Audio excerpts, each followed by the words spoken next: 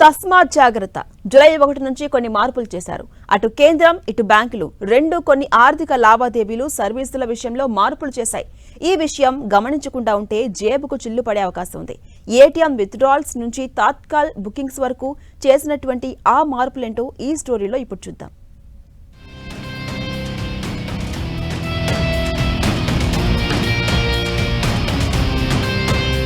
July 1 నుంచి financial సర్వీసుల్లో మార్పు. July నుంచి ఆర్థిక అంశాల్లో ఏమరపాటుగా ఉంటే అనుకోని అవాంతరాలు ఎదురుకావచ్చు, లేదంటే ఛార్జీలు ఎక్కువ కట్టాల్సి రావచ్చు. ఎందుకంటే కేంద్ర ఆర్థిక మంత్రిత్వ శాఖ జూలై 1 నుంచి కొన్ని సేవల్లో మార్పులు చేసింది. వాటిల్లో ముఖ్యమైనది పాన్ కార్డ్ వినియోగదారులకు కీలకమైన అప్డేట్ ఉంది.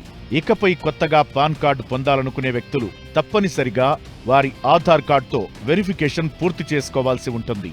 అలాగే పాన్ కార్డుతో ఆధార్ కార్డు లింక్ చేయడం కూడా తప్పనిసరి చేయబడింది. ఇదే క్రమంలో central board of direct taxes tax returns file చేసే గడువును జూలై 31 నుంచి సెప్టెంబర్ 15కు పొడిగించింది. అలానే రైల్వే టికెట్లను తత్కాల్ పద్ధతిలో బుక్ చేస్తే దానికి ఆధార్ కార్డు జత చేయడం తప్పనిసరి చేసింది.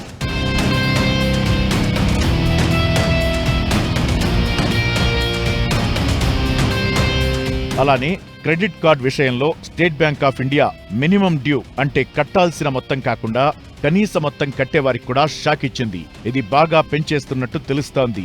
హెచ్డిఎఫ్సి బ్యాంక్ జూలై 1 నుంచి అద్దె చెల్లింపులపై 1%, ఆన్లైన్ గేమ్స్ పేమెంట్స్ కి 1%, యుటిలిటీ పేమెంట్స్ సహా మనీ లోడింగ్ కి కూడా 1% ఛార్జీలను అదనంగా వసూలు చేయనుంది. అలానే ఇన్సూరెన్స్ ప్రీమియం కనుక క్రెడిట్ కార్డ్ ద్వారా కడితే 10,000 రివార్డ్ పాయింట్లు పొందే అవకాశం కల్పించింది.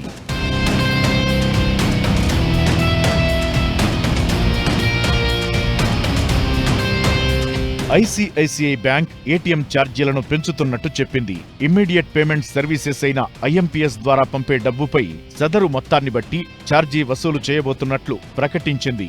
యాక్సిస్ బ్యాంక్ కూడా తాను ఇచ్చే ఫ్రీ విత్డ్రాల్ లిమిట్స్ దాటితే ప్రతి లావాదేవీకి 23 రూపాయలు వసూలు చేయనుంది. ఇప్పటికే బ్యాంకులన్నీ ఈ అదనపు బాదుడు బాదుతున్నా కొత్తగా జీఎస్టీ కూడా వసూలు చేయబోతున్నారు. అంతేకాదు, బ్యాంక్ ఏటీఎంలలో ఫ్రీ ట్రాన్సాక్షన్స్ లిమిట్ దాటిన తరువాత బ్యాంక్ బ్యాలెన్స్ చెక్ చేసుకున్న 8 రూపాయల 50 పైసలు వసూలు చేయబోతున్నారు.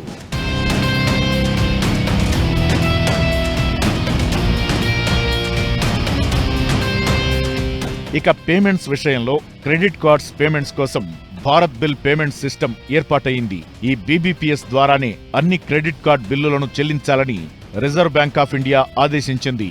ఈ నిర్ణయంతో బిల్ డెస్క్, ఫోన్పే, క్రెడ్ వంటి యాప్ల వినియోగానికి బ్రేక్ పడే అవకాశముంది. అయితే ప్రస్తుతం 8 బ్యాంకులు మాత్రమే బీబీపీఎస్ సౌకర్యాన్ని ప్రారంభించాయి.